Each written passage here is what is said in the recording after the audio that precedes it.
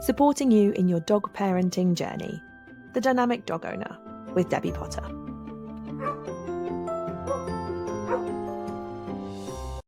Hello and welcome to this week's episode of The Dynamic Dog Owner. I hope you are well. This is a podcast designed to support you, the dog parent, in your dog parenting journey to help you learn more about your dog. Training a dog is easy.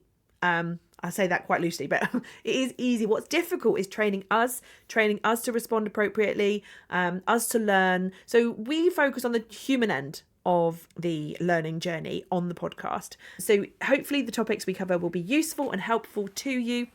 If there's anything you'd like us to cover that you've not seen us cover before, we would love to talk about it. So today's episode, we are going to be talking about chewing, the benefits of chewing, and how chewing is incredibly important for our dogs, whether they be puppies, adult dogs, dogs of any age. So I'm sure everyone listening will have at some point had their dog chew something they shouldn't. You know, it's something we kind of just know about dogs, that you're going to have something chewed up at some point, whether it be your shoes, the table legs, TV remote, that kind of stuff. So we're going to look at why this happens. Why do dogs chew things? Why do they want to chew? And how can we help them and limit that damage done in our household? So obviously, as you guys know, if you're a regular listener, I've got 3 dogs, 2 labs and a golden retriever. I noticed that the labs definitely want to chew a hell of a lot more than the golden retriever does. Even now, as adult dogs, Fred chews a lot less than the labs. We have on our house, we have Chew Sunday. So basically, Sunday is our de-stressing day. It's the first day that I have off work, and I want to chill out and relax. And I see it as a de-stress day for the dogs. So we tend to have Chew Sunday, which is basically where they get loads and loads and loads of chews. And I noticed that the golden retriever definitely stops chewing sooner than the labs do. They will keep going a little bit longer. So as I say, I've had all my guys from puppies. The first dog, Dave, was the biggest chewer. And I think that's because I didn't understand or know as much about chewing as I did way back then than I do now. And obviously I've learned, therefore I've seen changes in behaviour with my dogs. So we've had minimal chewing through 3 dogs. There's only one piece of furniture in my house that has been tainted with Dave forever. He's marked as his own. And that is the benches on my dining table. So I've got a dining table with 2 benches rather than chairs. And both of the benches have got really big chew marks on the bottom. Reason being, it's something I do quite a lot, that they eat, they get given a chew at meal times. Dave obviously squirreled out, it's always laid under the table. So at meal times, he always goes under the table and has a nice chew. Obviously, he was a puppy. We assumed we could hear the chewing. We assumed he was just chewing the pizzle that he'd been given. Didn't realise it had got a little bit confused, and I'd moved onto the benches. So we've got nice sort of chew marks on the bottom of those. He was probably about 10 weeks old at the time, so fair enough. I obviously redirected him. It didn't happen again. But I'm sure everyone in here has got, listening, has got something in their house that has been damaged at some point through chewing. And it tends to be something we get really pissed off about, because we're like, stop chewing my stuff up. But there are so many reasons why dogs chew.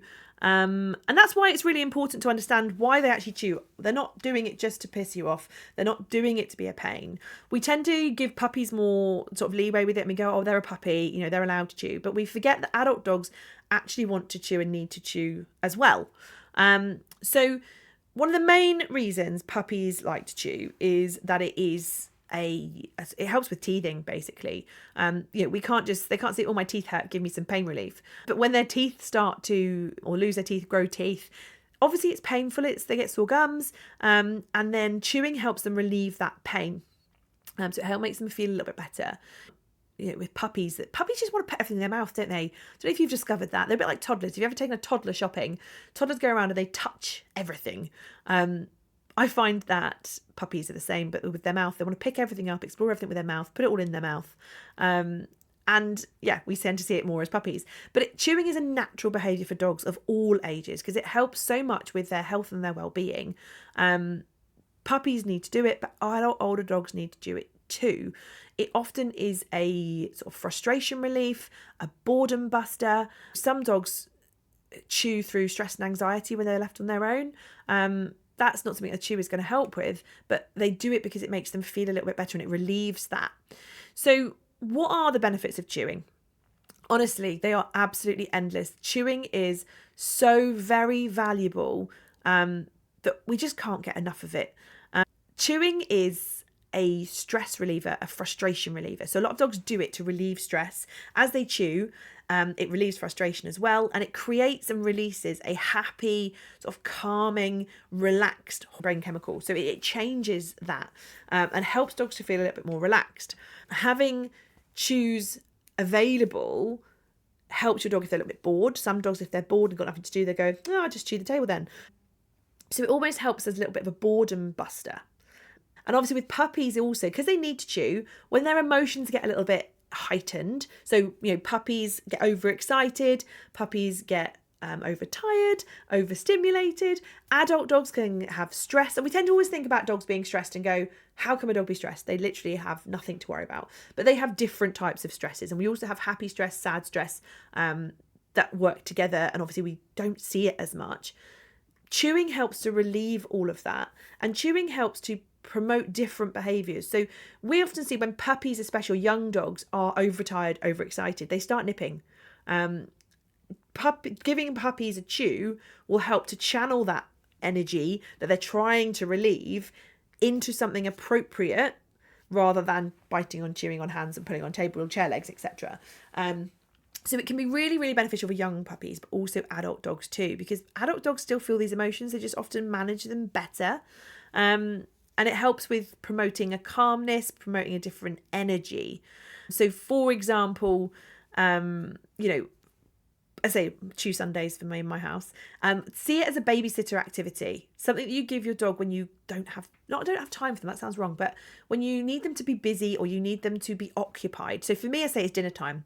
Even now, 3 adult dogs, 8, 6 and 4, they still get a chew at meal times because it keeps them busy and occupied and happy whilst we're at the table. It's partly just a routine now, but I know they're not asking me for anything. So, when you want to sit down and watch your favourite TV show, give them a chew. Saturday night, you've got a takeaway, have a chew, be quiet for a bit. It's really useful if you're trying to promote calm behaviours in, say, a pub or helping them to relax in a space. Chewing can help them to switch that energy. And I often find with a puppy especially that they almost use it as a dummy, effectively. It helps them to soothe themselves and then fall asleep. So if my puppies are really overtired, I will hold the end of the chew because when you're tired, it's really hard to hold a chew and chew at the same time, I find with my dogs. So I'll often hold it for them so they haven't got to worry about holding it. And they just chew, and then often it just helps them drift off to sleep. So it's quite a nice activity.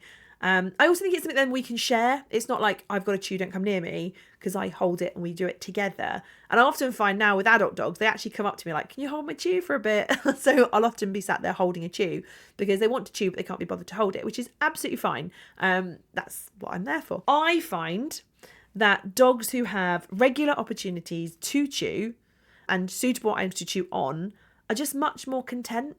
And if they're content and happy, generally we feel a little bit less stressed. Life feels a little bit more relaxed because they're releasing their natural need to chew on something appropriate, legal, rather than your door frame or I say your table leg on your dining table.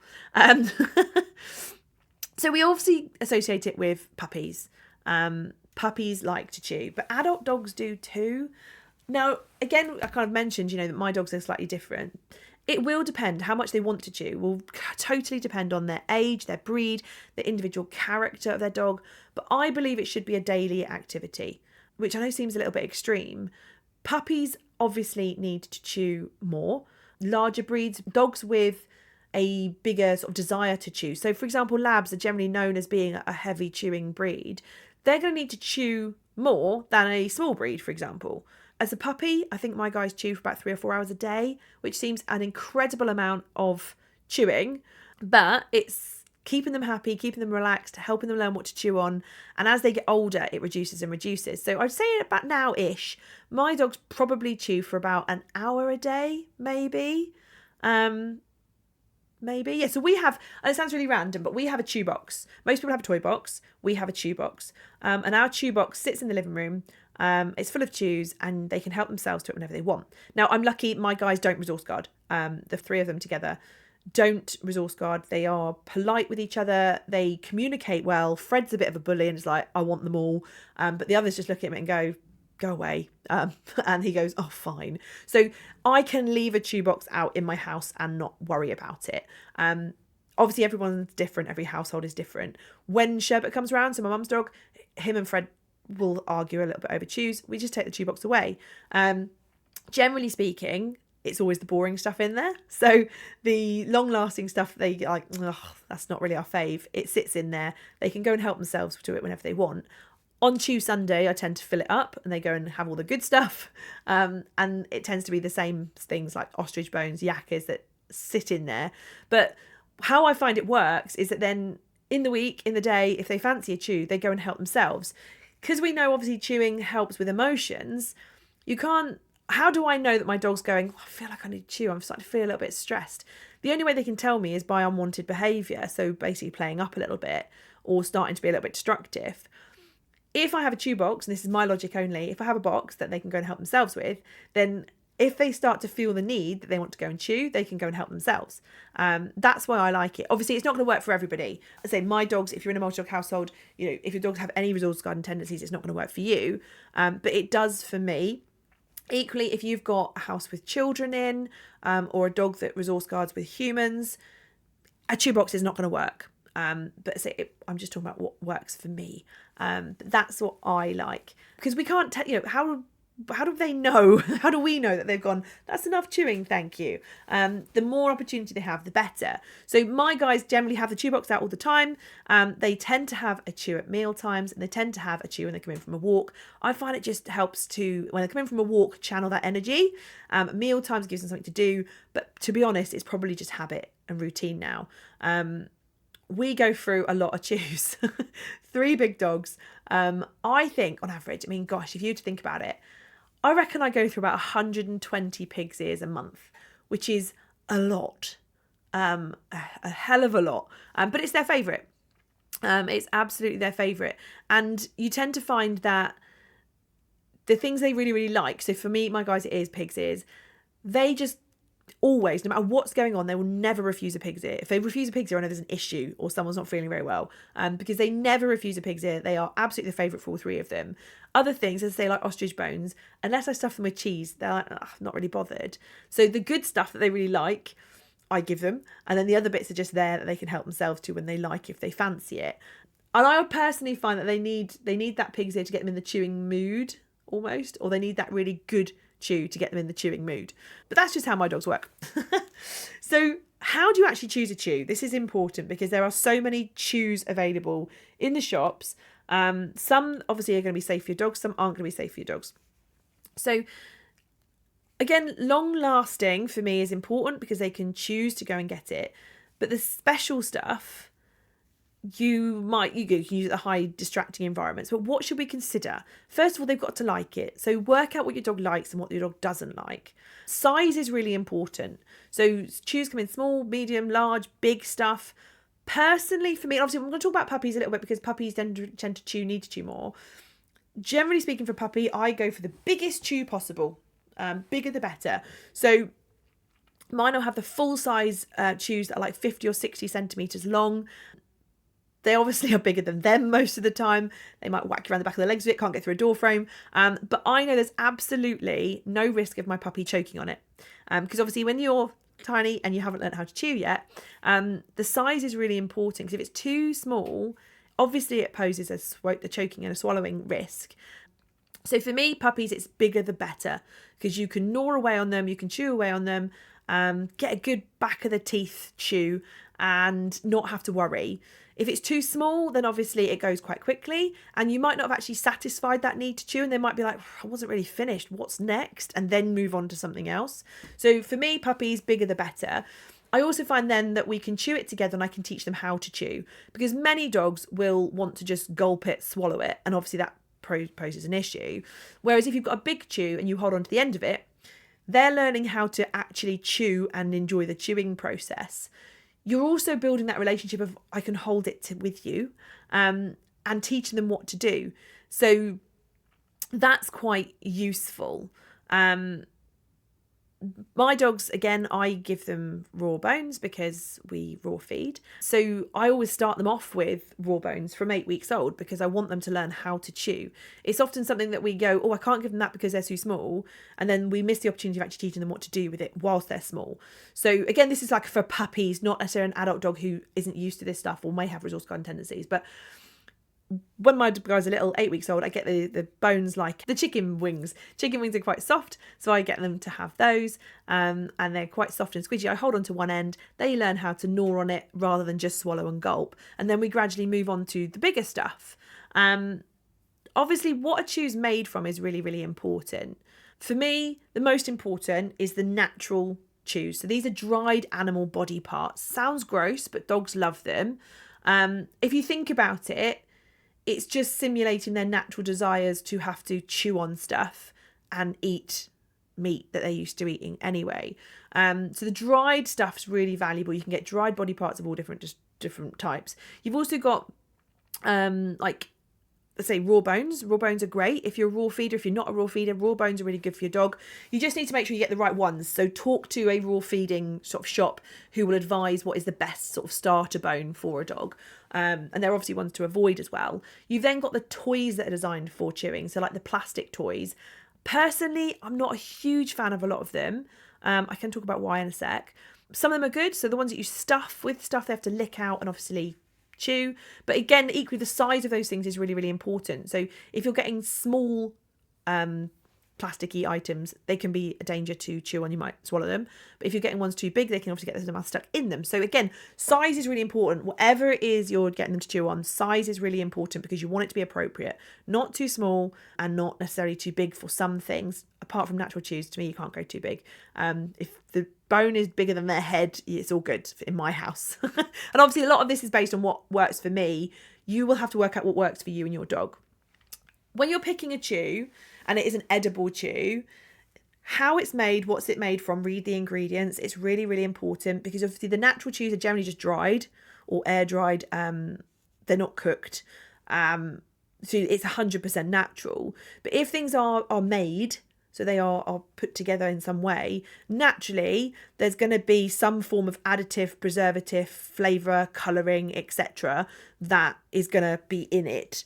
And that, it's like with anything, read the packet, check what's in it, because it may be something you go, oh, I don't want my dog to eat that. So it's worth just reading the packets. Really, really important. And obviously, as I said, personal preference. There are going to be chews your dog absolutely loves, and there's going to be ones that aren't fussed by. Mine, I know what they love. I know what they just leave. And some stuff they have to be in the right mood to chew on. So some chews are really soft. Some chews are really hard. Generally speaking, a lot of people give their dogs yakkers and like the antler bones. They're quite hard. It takes your dog a long time to chew on them and get anything back, if they get anything back from it. Whereas a soft chew, something that they chew on and it gets a little bit pappy and they can break bits off of and eat, they get the reward and it almost makes them want to chew it a little bit more. So it encourages them to chew. Whereas some of the hard stuff, it takes too long to get any good stuff and they give up, and therefore they don't get the benefit from the chewing. So do consider having a selection. So I always start, so if my dog's a little bit hyped, generally after a walk, I will always start with the pig's ear because I know they'll never refuse it. And then we might move on to, now have this because I know you're in that low enough state of mind to start chewing a little bit more meaty stuff. Their second favourite is always a collagen stick. They are tasty apparently too. Now obviously, when you're introducing new chews, your dog may not be used to it. They may not have had that protein before or in that much of it, especially if they're a puppy and suddenly you're giving them this meat-rich natural chew. Their digestion may take a minute to catch up.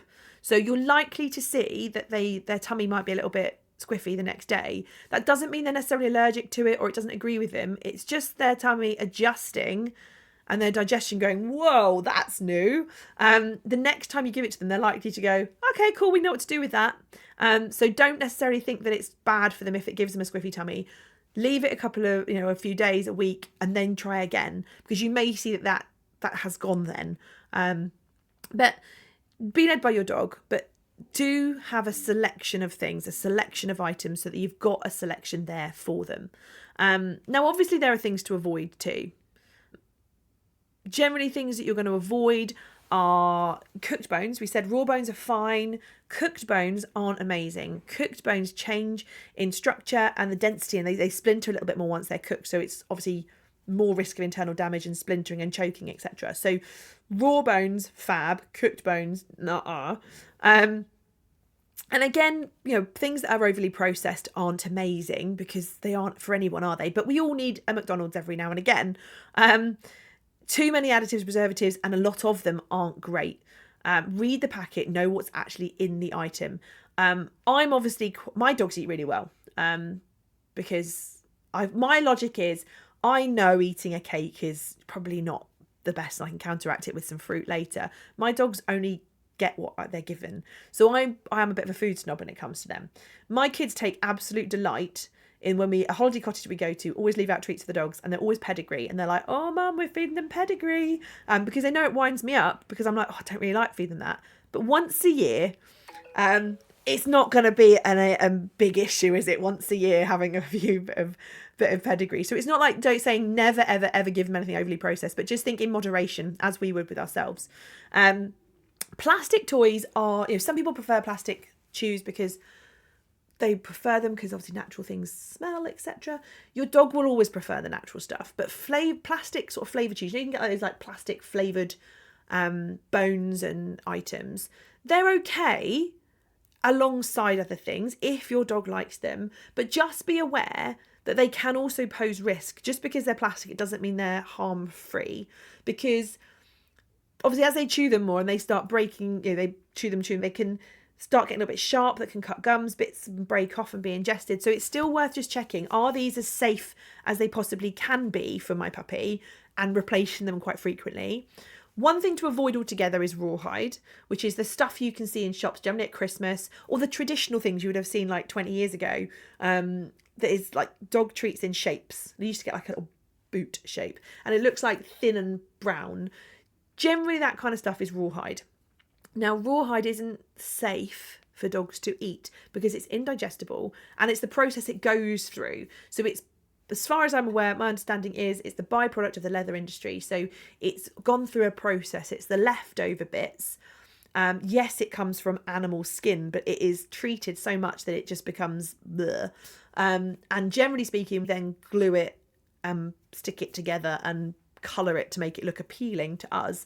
But it's not amazing for dogs. So just check, what is it I'm actually giving them? Ideally 100% natural when it comes to food, and raw bones are good. And obviously the plastic stuff, just check that it's good. So obviously everyone's going to be different with their chewing and what they find beneficial to your dog. My advice is always give them chews, more than you may think. Now, we have to be mindful that we do need to supervise them at all times, because puppies, older dogs, they can still have issues and have accidents with them.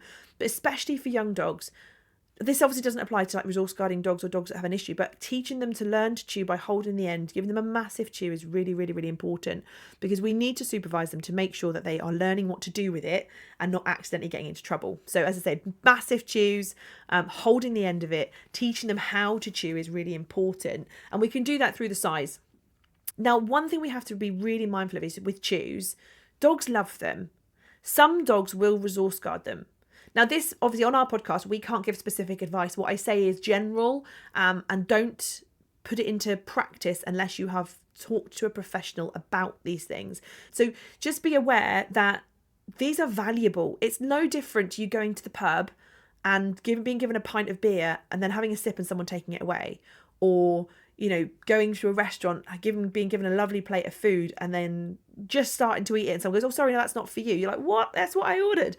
We would be really peed off if people took stuff from us, and therefore so would our dogs. So when it comes to chews, we do have a higher risk of resource guarding, so we have to be aware of it. So for safety, always supervise your dog, because you need to from their point of view. But if you're in a household with children, don't give them chews around the children unless they're separated. So, for example, in a playpen, or one's on the sofa and one's not. Because even if your child is not doing a thing, your dog could still think they're about to take my chew off of me. And they can with humans too, adults too. because having a chew and resource guarding is very much about trust. So give your dog to chews when you know you haven't got to take it off of them, because then we obviously get into a bit of a battle and we want to avoid that at all costs. So don't give them chews when you want to take it off of them in a few minutes' time. Ideally, do it when they've got the whole amount of time they need to chew it. If they chew and eat the whole thing, great.